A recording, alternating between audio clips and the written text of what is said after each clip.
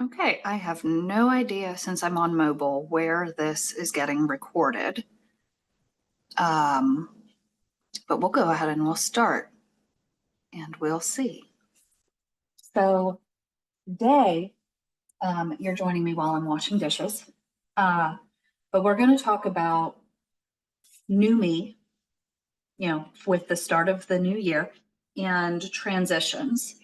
And one of the things that, sorry, I don't want you to have to see all of what I'm doing, but unfortunately kind of needs to be done. I've got too tight a schedule later. So when it comes to the concept of new year, new me, a lot of people get into that. Absolutely nothing wrong with creating a mindset around doing things differently. I mean, that's a big reason that we're able to create change in the places that we want within our lives. And while a lot of the how with respect to this sort of stuff is stuff that we'll actually cover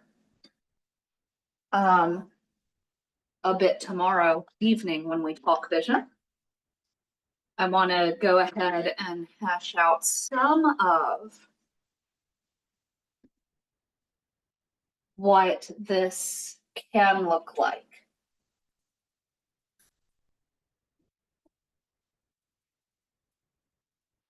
Okay. So one of the biggest pitfalls that there is with the new year, new me concept is that the mindset part is there, but the action part doesn't necessarily line up with who we are and how we operate. So one of the things I saw a lot of in the gym, for example, was new exercisers or people who have experience with exercising in the past, but had not had a gym membership for a long while, coming into the gym, getting themselves started, petering out sometime in February.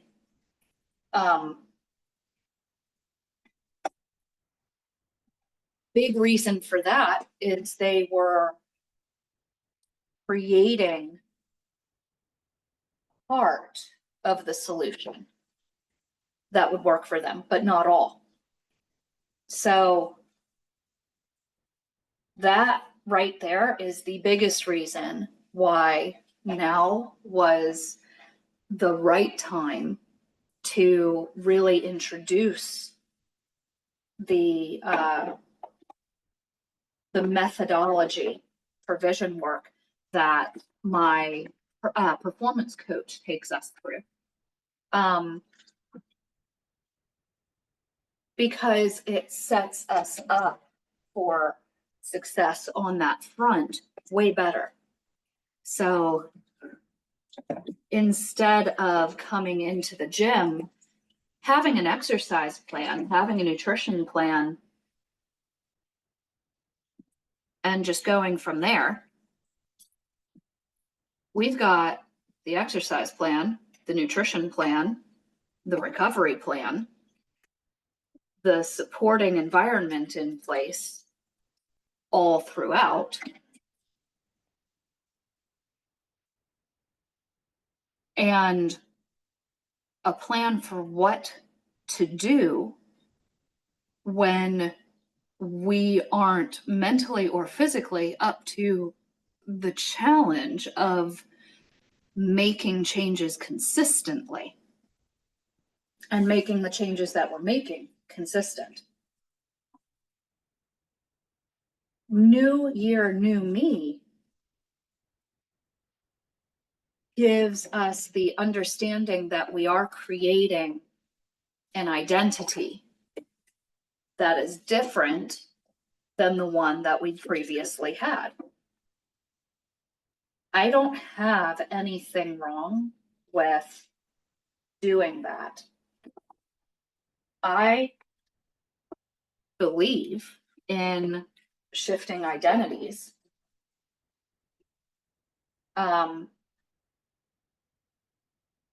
To help us suit our needs and achieve our goals. But many people just leave it at a person who is this way with their health does these things. So I need to go do those things. What if those things aren't aligned with who you are as a person? What if you need to actively make some kind of change that would allow for you to take on the persona of the person who has that identity?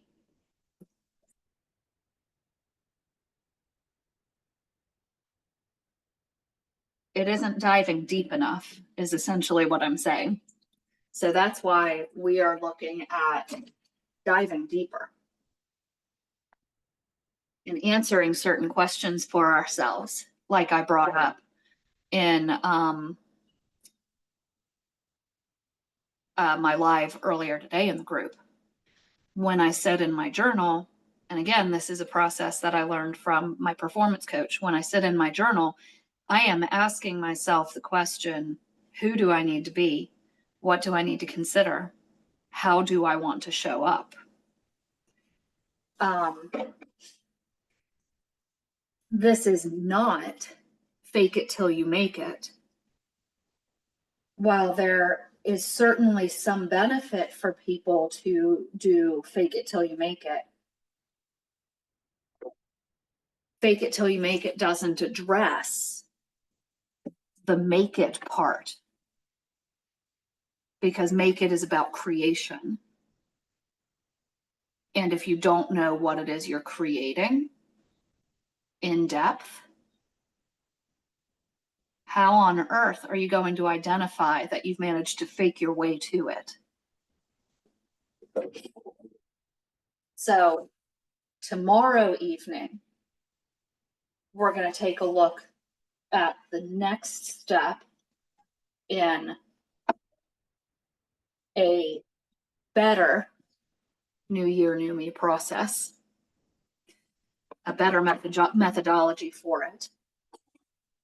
When it comes to transitions that may be involved, again, I mentioned the need to set up our environment to support what it is that we're going for. Sorry for the clunkiness. In fact, when I work with my clients, one of the things that we often work on a good bit is the preparation side of things. It's not just I give them an exercise program, I give them I give them guidance on their nutrition. It's the support stuff. It's the, okay, I've got these things. How am I going to ensure that I can do them? That's a lot of what I do with my one-to-one clients.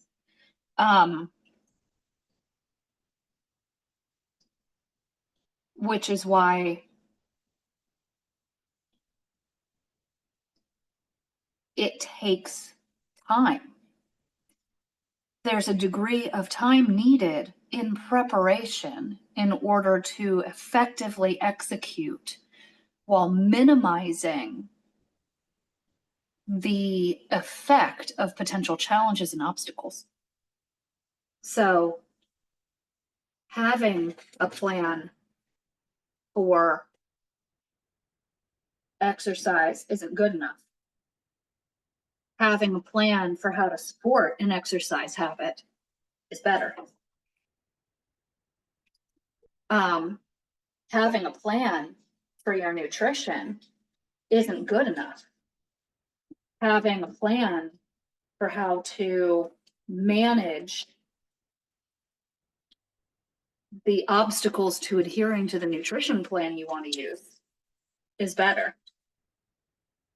And more to that on a coaching point in a moment, answering the question Cheryl brought up in the group. But when it comes to programming, I take a look at it all. I take a look at, what are we doing to recover? What are we doing to exercise? What are we putting in place so that certain things are easier? What are we looking at when it comes to that time of the month and your standard symptoms? How are we making those symptoms better? Now, I'm not a doctor. I am not a registered dietitian. There are certain things I cannot prescribe, but I can prescribe exercise. That I can do. We can talk about your nutrition. We can talk about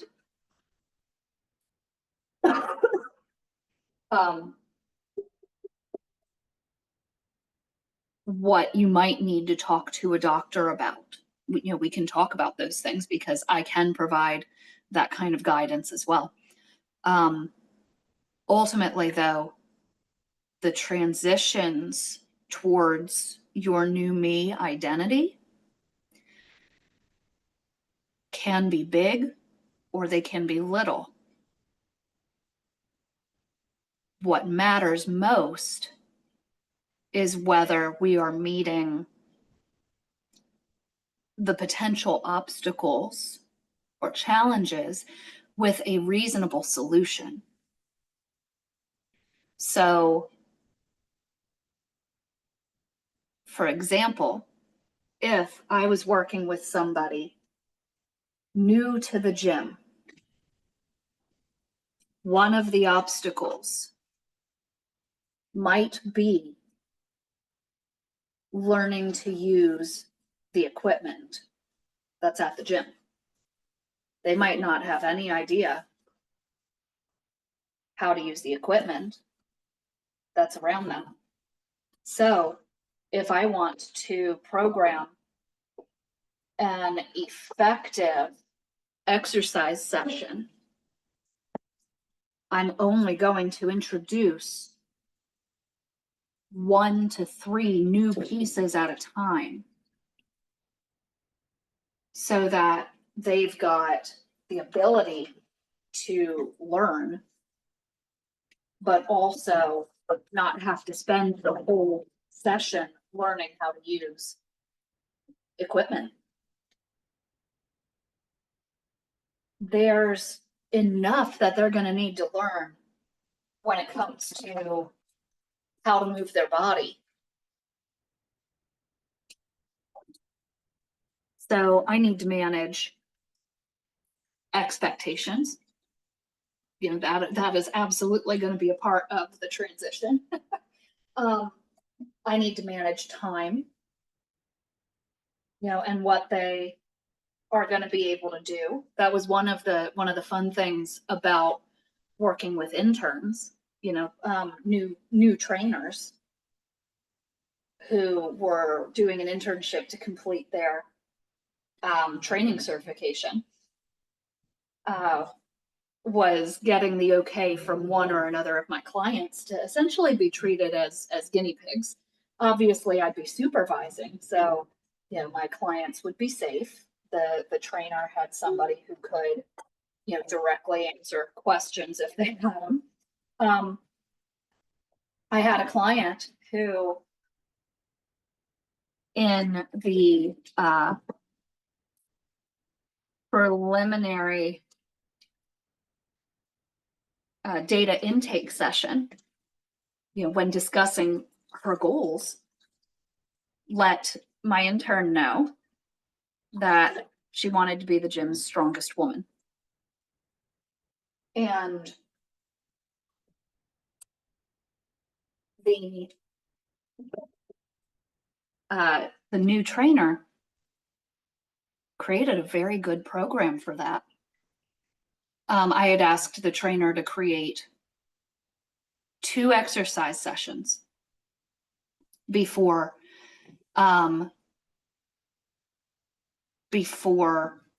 training my client, even the first time.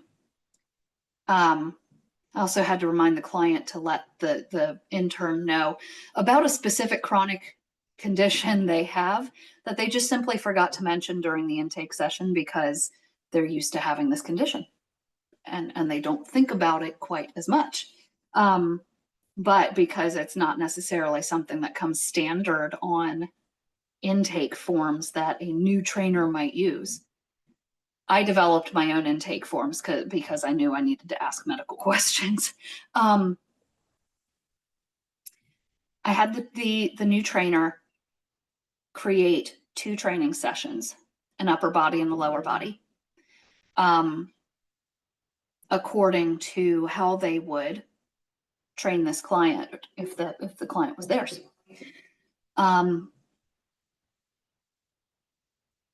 The trainer had, and I did this on purpose, I knew the trainer had failed to ask a very specific question that was going to help them with managing expectations. We got into the first training session, they went through the warm-up, they started in on the first exercise. At the point at which my client needed to leave the gym, we'd only just started the second exercise. So the new trainer had not programmed the session according to all factors involved. My client stated they wanted to be the gym's strongest woman. My client, I knew, was prepared to commit to only training 3 hours a week in the gym, 1 hour, 3 days a week. Those 2 things don't align. Their goal, the time that they insist they have to be able to work on that goal. So I had the trainer create the 2 training sessions ahead of the very first time that they were going to meet to train this client, knowing that they did not have all the information they needed because, one, it was a lesson to make sure they're asking all of the questions, but also because now that gave them the opportunity to take a look at that second session they'd originally planned and either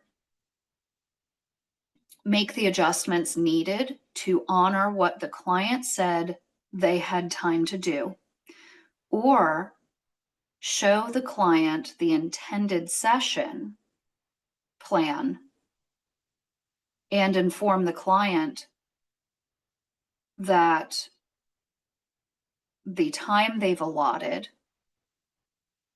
isn't in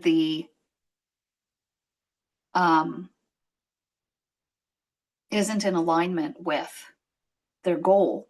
So a need to shift expectations is there. And those expectations could be either on the goal itself or prioritizing for the goal itself. So when we're looking at new year, new me, when we're looking at transitions, it is so important that we take into account what needs to be considered. You know, what would the potential time involved be when we want to work on specific goals? What would be ways we can make things more simple? keep it simple, you know, as much as possible. If we needed an acronym for keeping it simple, KISS. Now that does generally translate to keep it simple, stupid, or keep it stupid, simple. I like keep it stupid, simple for that, but even more so, I think I like keep it simple, sweetness. Sweetness being the term of endearment we might use for ourselves here.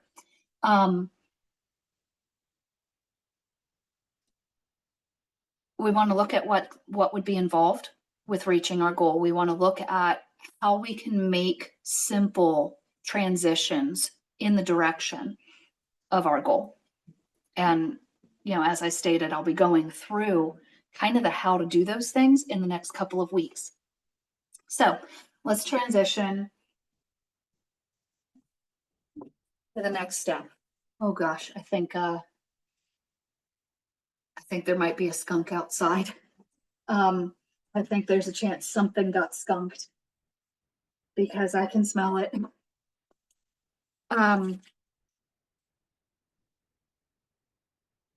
That also lets you know that there is all sorts of creatures out, even if the temperature is not above freezing. So,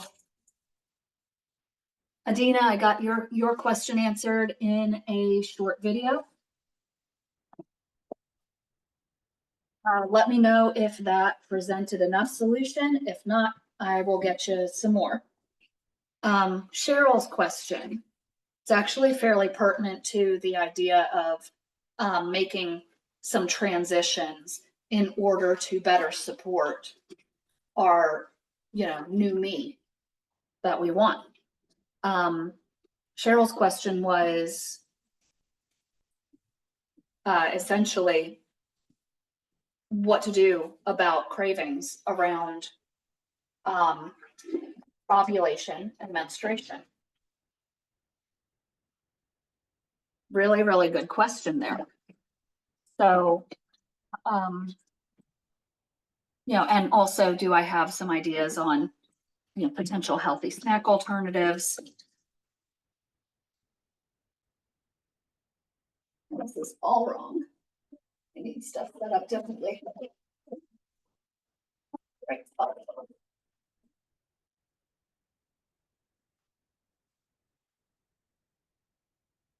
I don't like that at all. Down, just for right now. Sorry, coffee pot fits in one specific place when it comes to this drawing, right? There we go. And there we go. Okay. So, yes, so we've got how do we properly feed our bodies based on where we're at within our cycle. The example she gave was that she feels like she needs to eat healthier during ovulation and menstruation, but experiences cravings, you know, at those times. And are there healthier, you know, options or alternatives to having hormonal snackies? And trust me, you're coming to the right person. This is something I've had to deal with for years as well. First question I would ask would be, what is your body craving? Think here on major macronutrient. Do you tend to crave more of protein? Do you tend to crave more fatty things? Do you crave more carbohydrates, salty, sugary, starchy? What is it that you are craving at those times? And is there a difference? Around ovulation, I often really start craving red meat, steak specifically. Not like, you know, a cold roast beef sandwich, not even like a nice good Sunday meal like mom would make of roast beef and mashed potatoes and a vegetable. I'm craving steak around ovulation. within the week ahead of my period, I will also, at that point, start craving chocolate and, again, breaking my Italian grandmother's heart here, but Chef Boyardee mini beef ravioli, not the big ones, mini. More pasta involved there.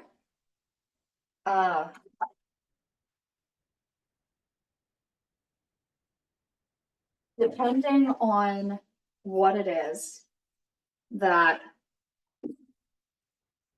you're craving, you aren't necessarily deficient in any vitamins or minerals, but you might need to boost some a little bit between ovulation and menstruation.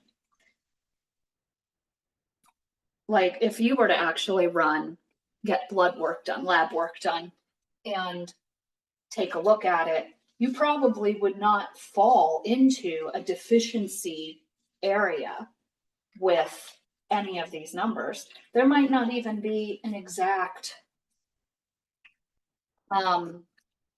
noteworthy decline in any of the numbers, but often enough, the things that our bodies often use just that much more of around ovulation and up towards the start of our cycles. Iron. You know, some women lose quite a bit more iron than others do during menstruation. But of course, in advance of menstruation, we are storing up, blood in support of a pregnancy that, isn't happening. That blood's going to contain vitamins and minerals that would help support a viable pregnancy. So iron, calcium, magnesium, those tend to be the chief minerals that we utilize a bit more of in that time frame. Vitamin D and B vitamins,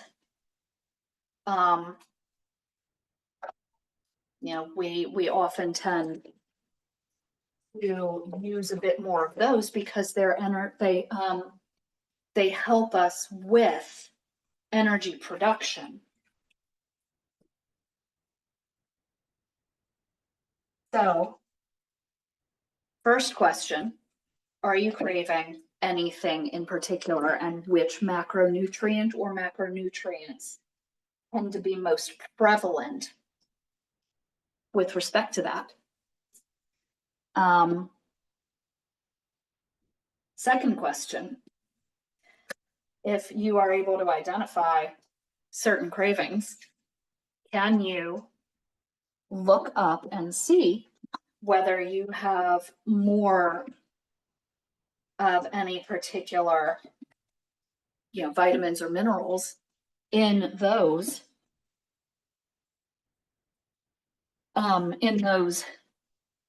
foods?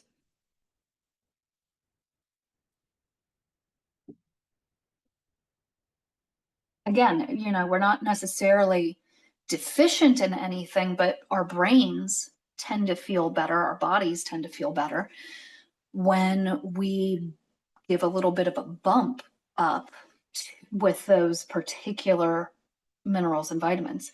So while I said I tend to crave like steak around when I'm ovulating, the time frame between ovulation and when my period starts, I'm heavier on the craving of starch and salty and a little sweet. So our brains give us a bit of a bump in serotonin when we ingest carbohydrates. And with the inflammatory process of building up towards the start of our cycles, our brain and our body have a very low level of, we don't necessarily feel great, you know? So a couple ways we can tackle this when it comes to, what might our food alternatives be here, especially if we're looking at eating generally healthier in that time frame. One would be to have a little bit of the stuff we tend to crave on hand, even if we have to out of sight, out of mind it otherwise. So a way to do that might genuinely be hiding it in the back of a cupboard somewhere, and then just setting an alarm on our phone to bring out a portion of that thing within the certain, time frame, I'd say within the week that we would normally be craving it. Doing this might mean that you help prevent yourself from buying a whole bunch of stuff on impulse when you go grocery shopping. The second thing we could do would maybe be to add in whole grains, fruits, veggies, because those will give us that bump in those vitamins and minerals that we might need just a little more with or more of. So we season those things in a way that helps to satisfy like the taste craving that we've got. We prepare them in a way that helps satisfy, a texture-based craving if we've got that. Like some people want really soft, or some people want crunchy, or, something. So those things can be prepared in a way that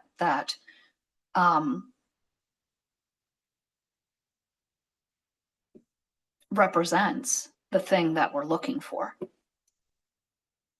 So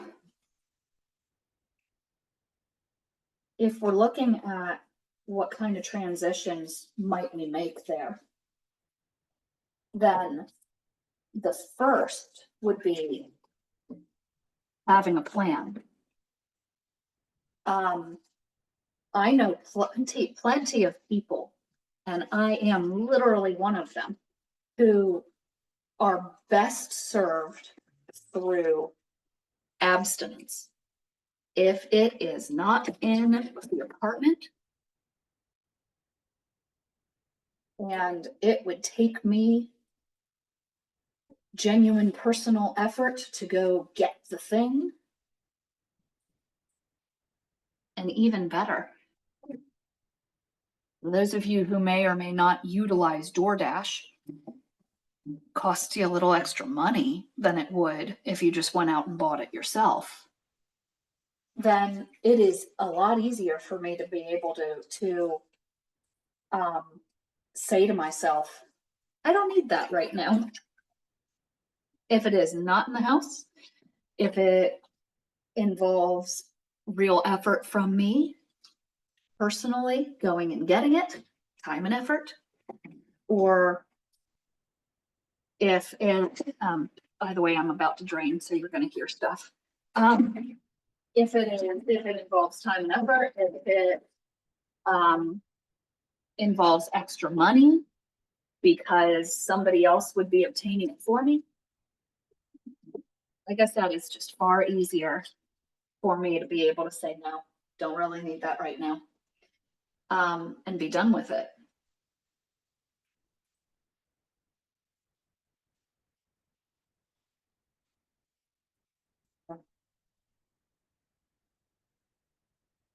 So healthier snack options. Again, we could do the, make up some extra whole grains, have that on hand. have some excess fruit, veggies that satisfy either the taste or texture craving or both. Um, or have a little bit of the thing that we crave accessible. I make sure that one of two things has happened here. Because I know my cravings well enough. Again, I either have a little bit of the thing, 1 can of the ravioli, a little bit of chocolate accessible, or I have made sure that I have scheduled grocery shopping ahead of when I am going to experience those cravings.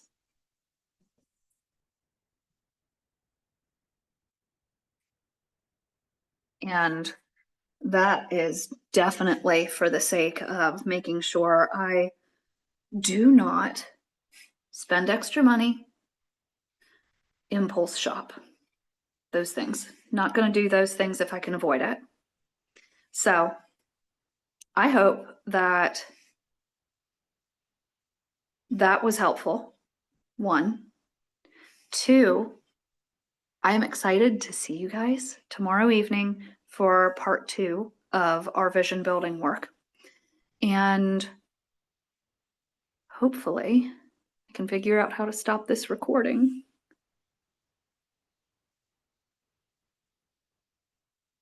I will catch you tomorrow night.